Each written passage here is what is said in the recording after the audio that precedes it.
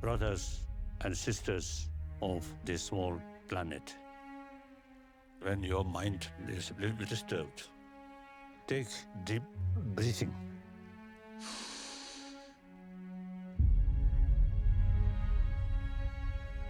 Not talking about God, not talking about next life.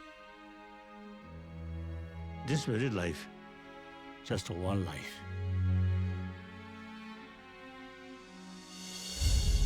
A billion human beings. Everybody, including our enemy, wants peace. But peace not come from sky. Our 21st century will not be easy century. A lot of difficulties come.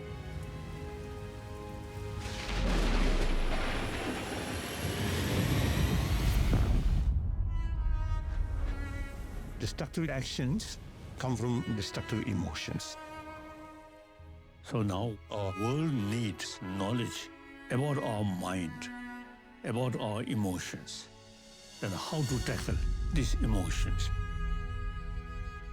The very purpose of our life is happiness, joyfulness.